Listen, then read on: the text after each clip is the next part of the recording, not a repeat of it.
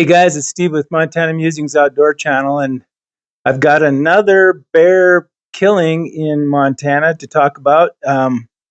This is, according to FWP, this is the fourth one that has been shot by a landowner this year, or somebody that was out just like morel hunting or shed hunting. But this one was by a landowner, just like the last one was over by Condon. And so the article, this is from the FWP website, and it says Bear Paw Mountains landowner safe after grizzly bear encounter. It says, in the early morning hours on June 11th, the grizzly bear was threatening a landowner near his residence on the northeast side of the Bear's Paw Mountains. The landowner shot and killed the bear, and fortunately the man was uninjured in the encounter. And he said this is the first lethal removal by a landowner in this area.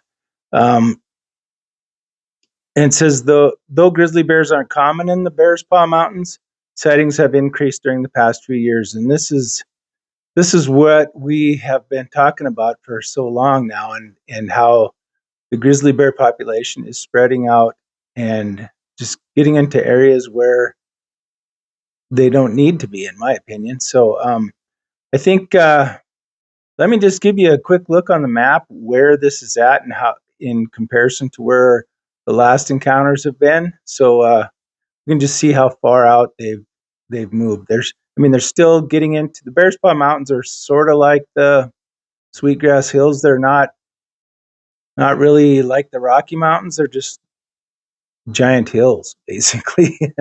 But anyway, they're we'll just go have a look at the map, and you can see where this encounter happened in comparison to the others. So, okay, so this is where the other three encounters have happened so far. They're just basically south and southeast of Glacier National Park, which is up there, and kind of in my area.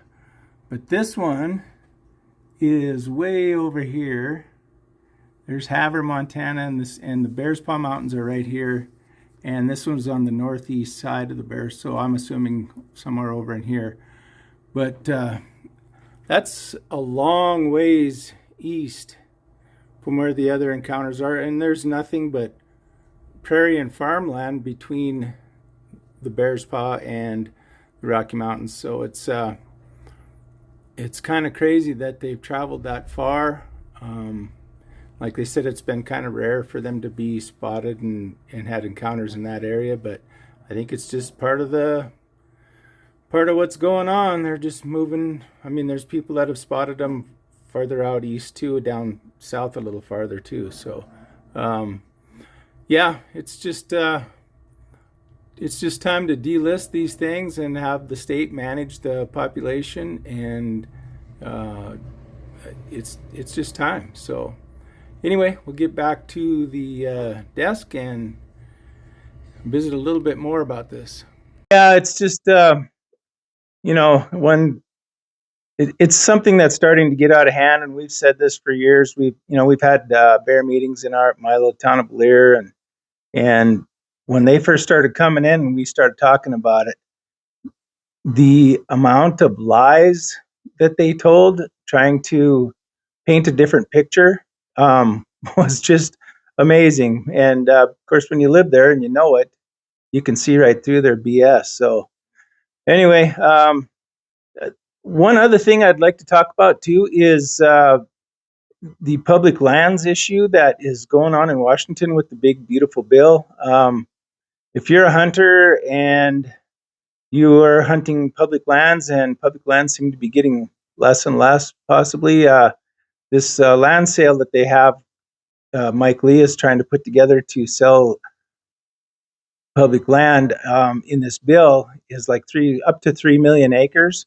And that's just something that I don't, you can think what you want, but I just don't think it's like Brian Zinke, one of my representatives, he said, they quit making it. And for us to not have this public land, which is difficult enough to gain access to, is just wrong. So if you want to call your senators and congressmen and let them know that you would be against this, I strongly urge you to do so. So that's what I got for you today. And like I say, if you live in bear country, keep your eyes peeled because they're probably out there. So, and if you do get to talk to somebody who's in FWP, or if they have a questionnaire out on possibly coming up, they do have, are working on how the state can take over control if the Fed ever does delist them. So let them know that we're definitely for them to delist it and for them to take over management of it, because I think that's going to be to all of ours benefit. So thanks for watching Montana Musings Outdoor Channel, and we'll see you in the next one.